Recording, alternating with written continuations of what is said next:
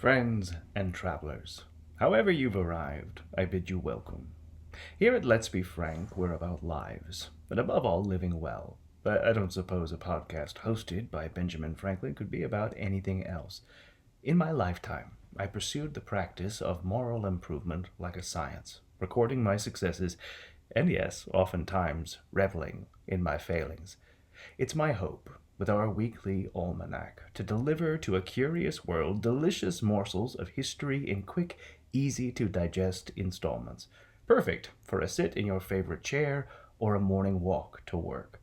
At the end of each installment, I like to wrap it up in a neat little lesson you can apply to your own life, taken from the events, stories, and personalities shared in each episode. So sit back, relax, and together, let's make history.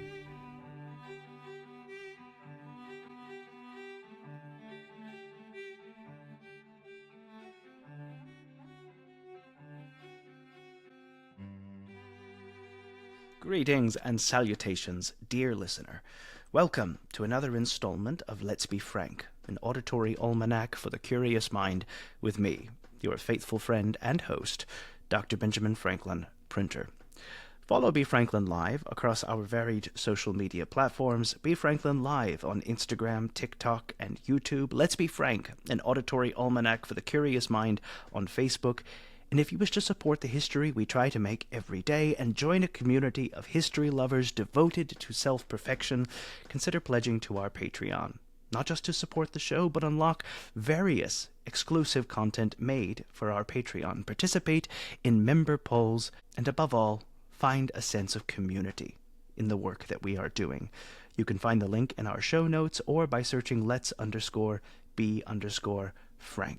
It's been a historic week in 2024, but what was going on in Ben Franklin's life 250 years ago today? The answer to that can be found in this week's installment of This Past Week, the Patreon exclusive piece of content where every week I bring you a primary source from the week our episode drops. This week's installment features a letter to my dear wife, Deborah, where I include gossip, what relations are inheriting new wealth, and what trouble are our friends getting into in Europe. Catch this exclusive piece of content and more on our Patreon.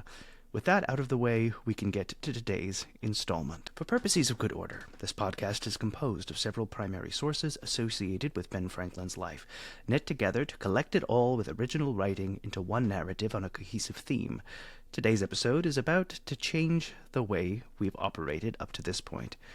We're about to embark, dear listener, upon an intellectual odyssey that will be done in 4 parts, scattered between the framework and foundation of the topics we usually explore in the confines of one episode of Let's Be Frank.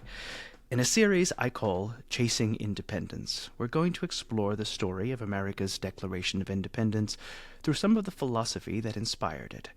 Consider it an ancestry of ideas, or a genealogy of treason.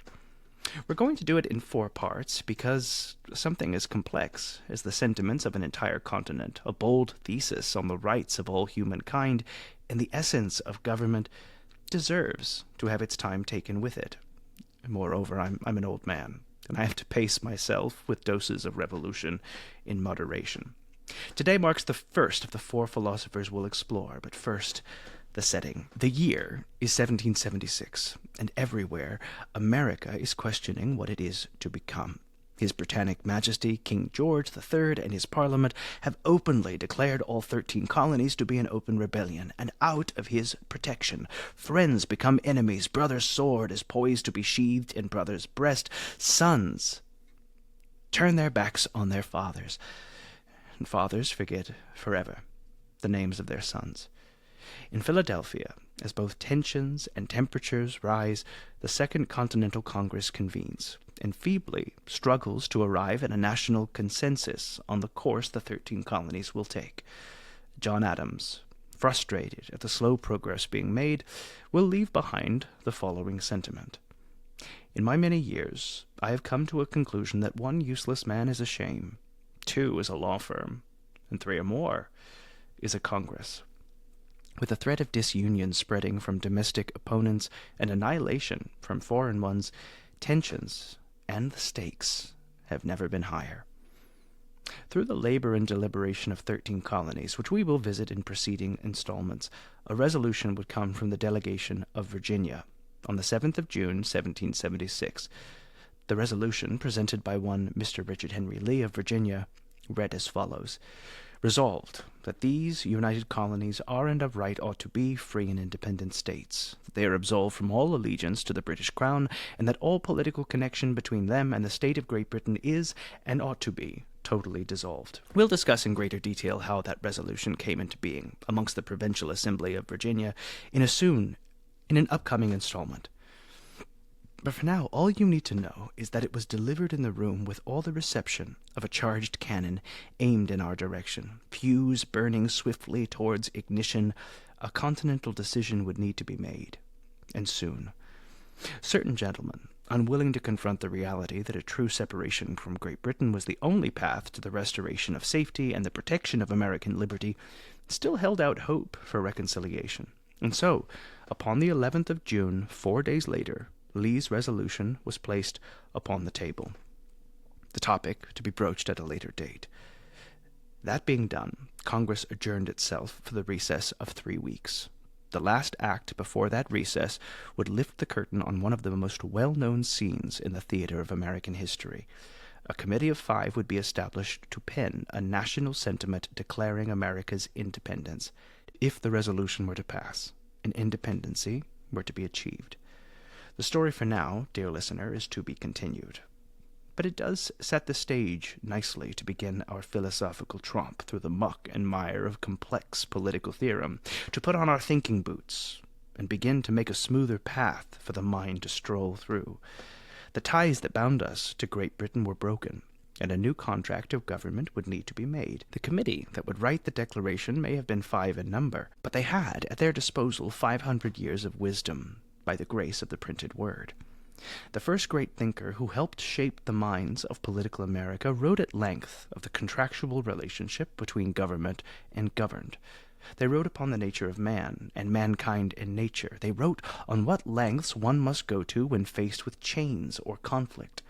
Many of their concepts I find to be novelty, and other works, when practically applied, yield better progress in government. But he's a fine place of thought to start, and modern minds will benefit from the thoughts he left behind.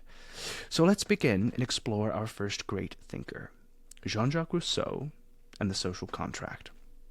Born in Geneva, Switzerland in 1712, Rousseau rose above the instability and poverty, and despite having a formal education, garnered the notice of the crown and nobility of France, with the power of his writing and philosophy.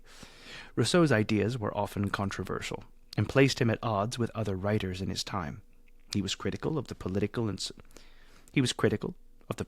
social establishments, including the Catholic Church and the monarchy, and because of this would later find himself ostracized by the very people who raised him from obscurity to begin with. The work we'll be using to discuss Rousseau today comes from a discourse on the origin and basis of inequality among men, 1755, in the Social Contract, 1762. According to Rousseau, the whole of mankind's miseries come from the existence of society. To quote Rousseau, "Man is born free, and everywhere he is in chains.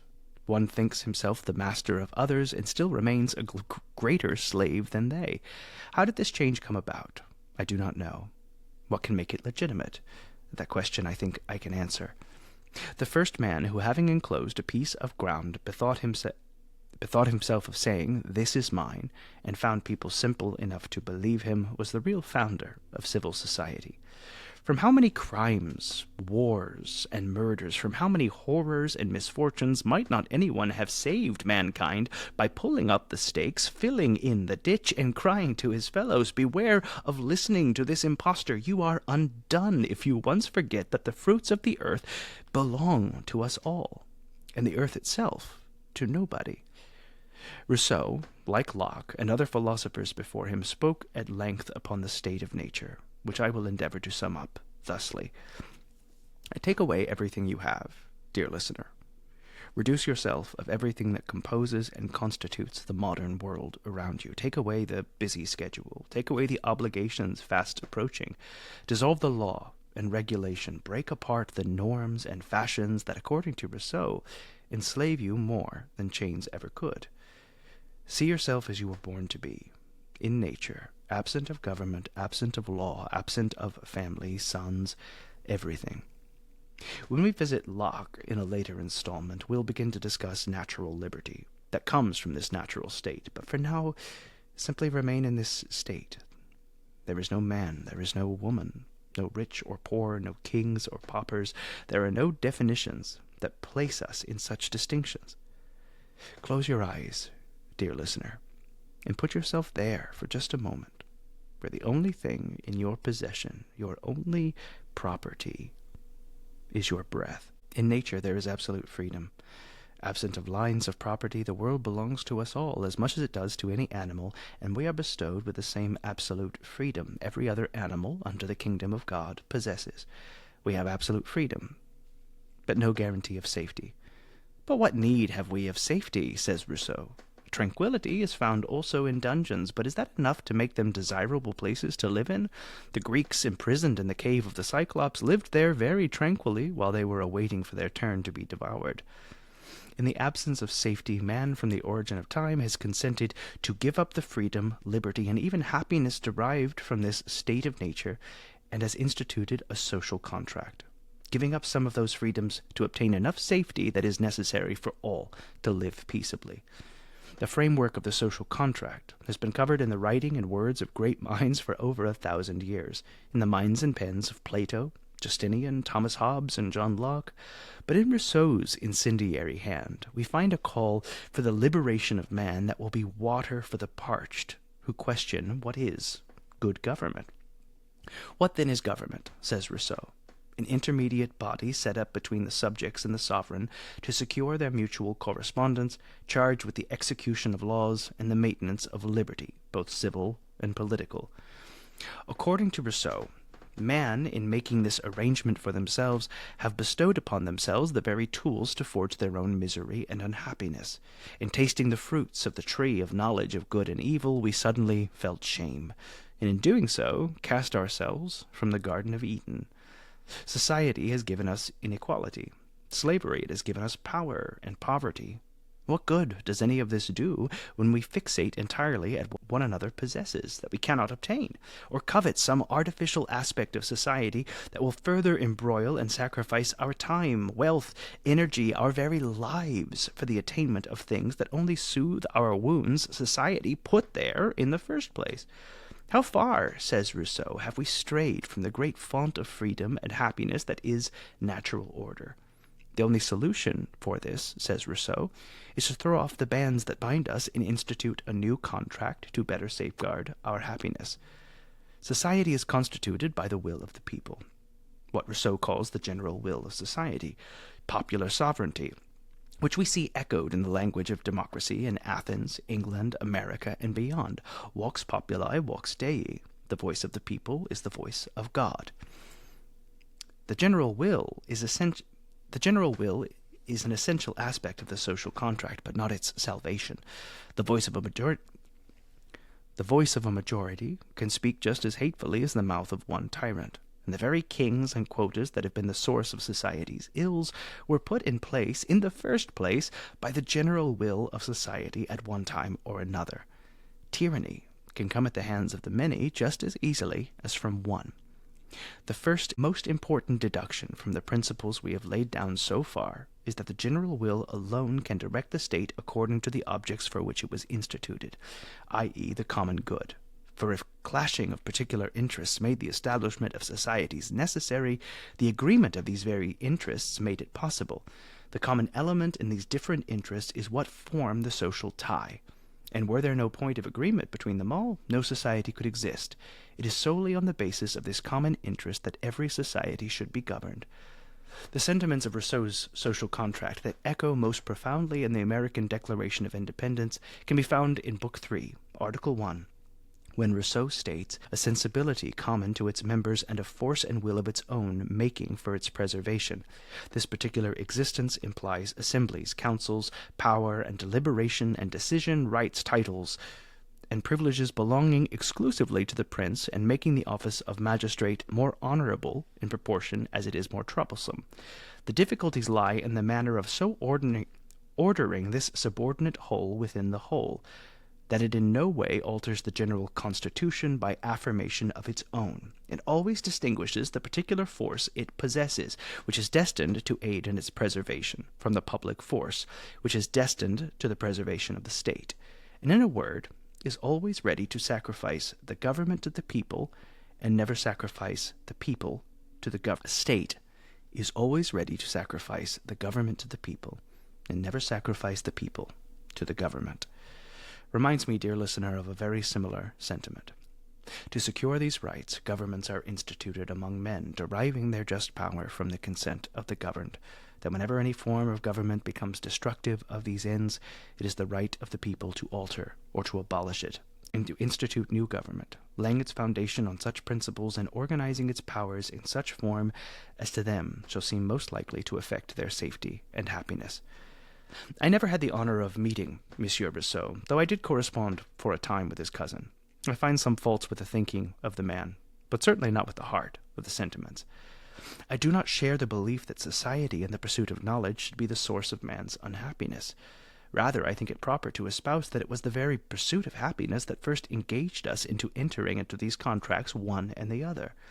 We rely upon one another, for we most assuredly cannot do it alone. I should think instead that it is ignorance that is the source of man's greatest misery, and in that the pursuit of knowledge should be the greatest balm and cure. Rousseau's writings would empower a people raised in subjection, and hold up the notion that monarchs serve solely by the will of the subjects whom they preside over. Perhaps, dear listener, that is not so remarkable in your time. But rest assured, if that is indeed true, it is proof of just how far-reaching and revolutionary these sentiments are. I hope this gives you a better understanding of the social contract, as well as a 15-minute philosophy lesson can give. Use it to impress your friends, battle with relations at the dinner table, battle injustices in your communities. Use it to build a better world for all to live in. I sit astonished oftentimes, dear listener, of the remarkable fortune we find ourselves situated to be in possession of. This era of thought some will call the Age of Reason, others the Enlightenment. I don't necessarily believe man to be in possession of any more reason or enlightened thinking than any other age of note. In any time you'll find confederations of fools, and ignorance take root wherever there is shade for it to thrive. But what does make it unique is how accessible the tools for enlightenment became. The great works of mankind for a people to arm and enlighten themselves with, and the willingness of great minds to build upon greater ideas. In this nursery, the idea of America was born. Certainly not to create a perfect society. I don't boast that such a thing was the product of 1776. But instead to build a new contract where our power isn't vested in the hands of kings, but rather bestowed upon one and the other to be the better guardians of our own destiny. We'll continue the story of American independence in the next installment of Chasing Independence, and continue to explore the philosophy that built our Declaration. For now, we'll let the story rest. We have plenty more to explore in the meantime. Now, what lesson can we derive from the examining of Jean-Jacques Rousseau and his social contracts? We form a society, these social contracts, because the things we aim to accomplish we cannot do alone. We all give up some for the betterment of all. It needn't apply only to matters of government. It can be placed upon our friendships, our work, our families, and our faiths. So if the summation of the social contract is to give up some to better obtain a whole, how might this be applied to your life? What, dear listener, shall you give up to form a more perfect union with yourself? What might you do without to obtain a better life? In government, our consent to be governed. In government, we consent to yield our power to another. It is a gift we bestow upon our government, with the contractual understanding that they will protect and honor their portion of the agreement in protecting the rights of the governed. The second lesson, your consent is a gift, and that whenever the balance of safety and liberty is imperiled, that gift at any time may be withdrawn. That's all for today's installment. Would that we had more hours in the day, but as always, we have nothing but time between us. Resource materials and images from this week's episode can be found in the journal section. Resource materials and images from this week's episode can be found in the journal section of B. Franklin Live. If you like the show, subscribe and stay up to date with all the latest gossip. Join our Patreon at lets_b_frank and do me the kindness of leaving a review. And, dear listener, spread the word. Tell your friends, tell your family, tell your neighbors, tell your horse. I don't care. Let's make our intellectual junto grow. And now, dear listener, our time together has come to an end. Fare thee well. And always remember, when you are good to others, you are best to yourselves. Until we meet again, I remain your humble and obedient servant, Dr. Benjamin Franklin, Printer. Stay curious, my friends.